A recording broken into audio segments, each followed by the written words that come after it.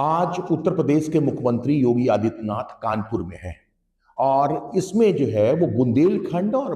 जो आरएसएस है उसके साथ में एक समन्वय बैठक करने जा रहे हैं, जिसमें 2027 के जो विधानसभा चुनाव होने हैं उस पर भी मंथन होगी। अभी आप जो देख रहे होंगे कि इस समय उत्तर प्रदेश में सरकार के खिलाफ कुछ माहौल बनता दिखाई दे रहा है और वो उसका कारण केवल कानपुर ही नहीं, आसपास के जो क्षेत्र में पार्टी की गतिविधियां हैं, आपस में नेताओं की जो झटपट है, उसकी वजह से भी ये सब सारी चीजें दिखाई दे रही हैं। आप देख रहे होंगे लगातार कि किस तरह से सांसद और मंत्रियों की झड़प हो रही है, मंत्री और विधायक की झड़प हो रही है, मेयर और पार्षदों की भी झड़प हो रही है। इससे जो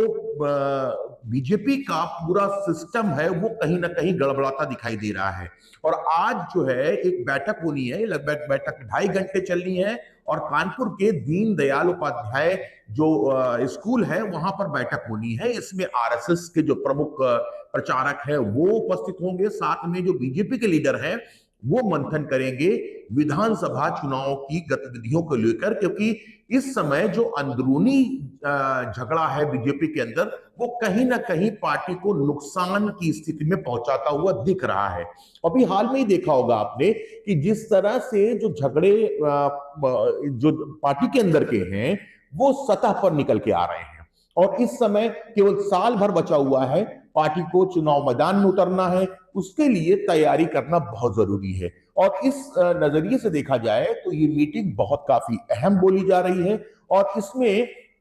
कई तरह की चीजें आप देख सकते हैं। शायद इसमें जो नेता हैं उन पर विचार किया जाए कि वो आपसी झगड़े को किस तरह से निपटाएं, क्योंकि आपने देखा होगा कि जब लोकसभा का चुनाव था उसमें पार्टी की बड़ी दुर्गत हुई थी इस पूरे बुंदेलखंड और ये वाले क्षेत्र में। यहां पर पार्टी को मुसीबत का सामना करना पड़ा था और कई जो सांसद सीट थी वो गंवानी पड़ी थी। किसी तरह से कानपुर और कानपुर देहात की सीट तो बच गई थी, लेकिन इसके बाद की जितनी भी सीट थी वो काफी दिक्कत में आई थी। और इसमें जो है सबसे महत्वपूर्ण चीज ये है कि जो अभी हाल का ही जो घटना चरखारी के विधायक और मंत्री का हुआ, इसमें पार्टी को फजीयत उठानी पड़ी। साथ में जो अभी कानपुर देहात में जिस तरह से झगड़ा चल रहा है पार्टी का और सांसद का, वो भी बहुत ही पार्टी को नुकसान पहुंचाने की बात कही जा रही है उसमें। और लोगों में जो बीजेपी का जो खेमा है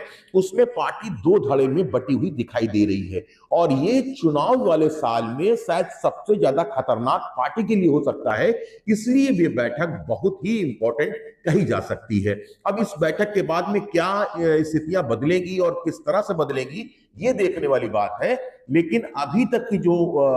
स्थितियां हैं वो शायद पार्टी के लिए काफी अच्छी नहीं है, बेहतरीन नहीं है और इसको लेकर पार्टी के जो लोग हैं, जो पदाधिकारी हैं, उनमें भी चिंता है। आपस में झगड़े काफी तेजी से बढ़े हुए हैं और अभी आपने देखा होगा कि मेयर का और मेयर के जो लड़के हैं उनका